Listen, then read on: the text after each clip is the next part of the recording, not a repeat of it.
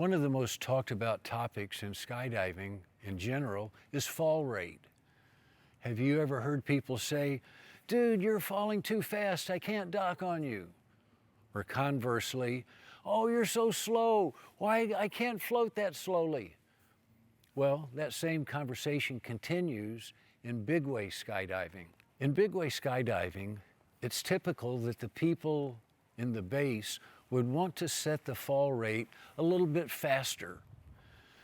And so we often put larger people, faster falling people, people with weight belts in the middle to establish a fast fall rate. The idea being that when people start to dock on the base, it very often slows down. And so if you start in a fast rate and it slows down to a medium rate, that's better than starting at a medium rate and then slowing down to an extra slow rate. And you need to be able to adjust your fall rate by flying your body. We have a certain amount of surface that is exposed, and you can increase that surface effectively by spreading your body and spreading your legs and slowing your body down, or you can reduce the surface by arching. And if you arch, then actually you reduce the exposed surface that drags or slows your body down.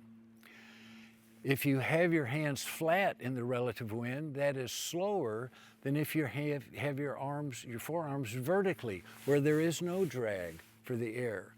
So first of all, you want to be able to fly your body, either to fall faster or to fall slower to match the fall rate of the formation in front of you. A second tool that you have is your jumpsuit. What's the material? Is it a cotton jumpsuit? Is it a nylon jumpsuit? A nylon jumpsuit is going to fall a lot faster than a cotton jumpsuit. You notice spandex arms, very little excess material here, very little drag on this suit. Nothing, no extra material in the wings to slow me down. So you could look at this suit and say, well, that looks like a pretty fast suit. But maybe that's not fast enough. What if you need to fall faster? What do? This is the weight belt that I normally wear in my jumping.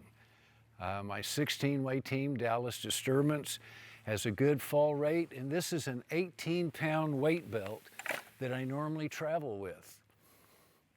On the 400-way, I was only wearing about half that much. I was wearing 8 pounds of lead, docking on the outside of the 400-way.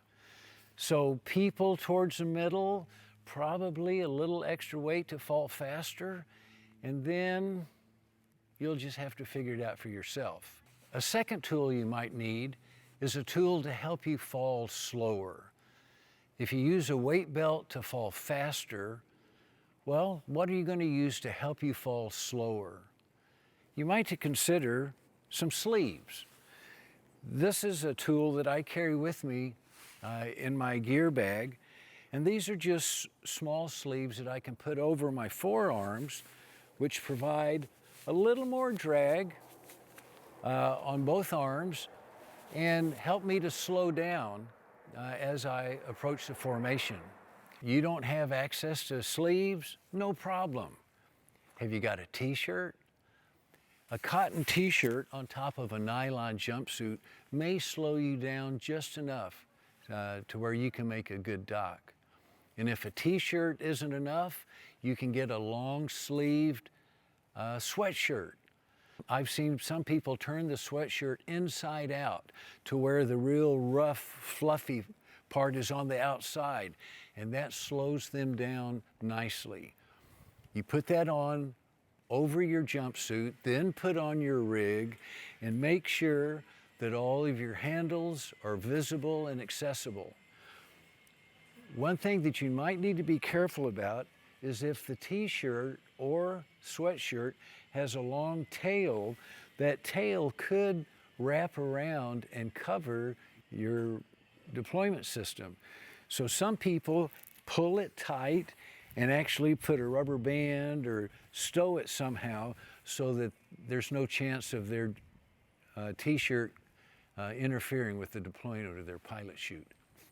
So, fall rate is important. We want to be able to fall in the middle of our fall rate.